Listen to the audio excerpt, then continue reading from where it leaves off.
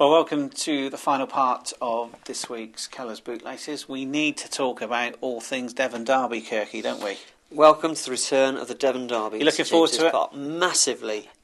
You get a bit nervous before these big games. I am nervous. You won't sleep on Friday night, will you? I don't think I will. I always like to stay up until about 3 o'clock. Lock in at the Raddy. No, not anymore, mate. New landlord. I always like to stay up till 3 o'clock, so it's 12 hours before kick-off. But this one, of course, is a midday, 12 o'clock kick-off, isn't it? So Yeah.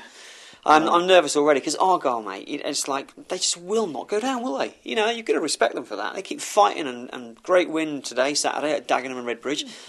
So you did think they'd be down by the time we play them. Yeah, but it's difficult, isn't it? They'll be buoyed up because they want to do the double over us, won't they? That's what they'll be thinking. Peter Reid's digging results out, isn't he? You know, all they've got going against them. Yeah. All they've got going against them. He's done a fantastic job down there, hasn't he? You've got to respect in some ways going to a place like Dagenham and digging a result out, haven't you? Particularly when you've been paid for 4 months. I mean, he's done fantastically well. Yeah. So, come on, you don't get nervous. No, not at all. Those days are gone, Kirky. I'm really looking forward to it. I probably get... I get the nerves and the bit of excitement once a game's kicked off, but not before. Okay. I think there's too much build-up for me. You know, I've got to get to the ground, especially on Saturday. I've been asked to be here 2 hours before kick-off to go through all the safety stuff and announcements that might have to be made. So, you know, my mind's concentrating on that. And until I get to that last half an hour when you start giving out the teams and that, and then it starts to build then. But I certainly won't be nervous during the week. I'm quite confident the way we're playing as well that... it's going to be a home win. So, you know, how do you used to see a few Devon derbies in your time? Yeah, very, very. I mean, the last time I got really, really annoyed at a football game was the Buster game here when Buster kissed the badge, and I was so upset that night. Made my way home, and I walked home about half an hour or so from there, and I made it then. I'm never going to get that upset about football again. Right. What upset you? Well, just the whole kissing the badge thing. I think it was. It showed a lack of respect to a football club that had developed that player. You know, we developed Buster Phillips, didn't we? Okay. You know, and you know, he knows the history. He knows what it means between Exeter and Plymouth fans. And to kiss the badge that night, I just think it showed a lack of respect to this football club, its supporters, and the people who'd put so much into his career up to that point. And you say that I don't let things go. I'm over it now, Kirky. You asked me and I'm making a point. Sorry about that. I remember that game really well because Christian played, didn't he? And he turned John Bedsweather inside out and back to front and got his legs in a knot. And that was an awesome game, wasn't it? A late goal, and that was the start of their. Actually, that was probably the last time that we were above them, wasn't it? Because that was the start of their resurgence, wasn't it? Yeah, they went on and on and on, then, didn't they? And climbed the leagues. 9 years ago, we went the other way. But you know.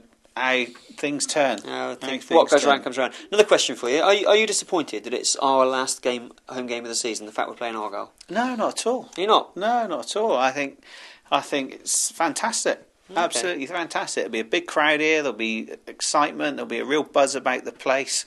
There'll be genuine banter, albeit maybe a bit bitter and evil between the two sets of genuine fans. Banter that's bitter and evil. It creates the atmosphere in the ground, and so often we miss that. You know, we've played Oldham today. They brought 188 fans. You can't hear them, can you? No. The away end will be packed next week, and it generates a buzz and an excitement.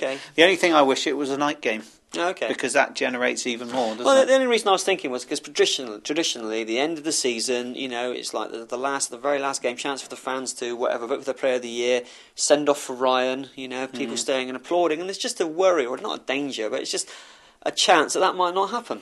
Yeah, but isn't it exciting going into that game thinking, well, it may not be able to happen because there's still an opportunity for us as a team to push on and make the playoffs. Very good point. We might have another home game, and we won't know that, will we? No, very good game. So good point. What do you think then? Home win? No, I think it's going to be a draw. Oh, yeah, you're a bit nervy about it, are you? I just, you know, I don't think they're a bad side. You know, they keep digging out results, and psychologically, that 10 points must have hammered them. And to come back from that, you know, we're talking after Saturday's game. Obviously, I think they're 5 points with a game in hand, you know, of the danger zone. So I don't think if you add the 10 points to where they would be, they'd be, you know, pushing for mid-table. You look at the quality players that they've signed that played for them in the Championship, and you cannot ever write Argyle off, mate. They've lost a lot of their players, though, haven't they? And I think the contrast is stark between the two games that we've played them, because we really bossed the JPT game, and although we won it with the last kick of the game, we should have won that game far more comfortably. Yeah. And then in the second game, without Tully especially, different shape of the team. Yeah. And we looked second best for the whole game, didn't we? We did. So yeah. Yeah, it's one of our last chances to be punditry here, folks. You're going home wing, and I'm going to go draw. Yeah. Do you still think Southampton have got a chance of? No, I don't either. Kirky, you got to let that go. I know, I'll let it go. I've booked you some counselling. Yeah, thank you, mate. Well, anyway, that's it for this week's Kellow. Sorry, there's no feedback from Tranmere, so we might be talking different. We'll just have to let that go. We're all looking forward to Plymouth Argyle.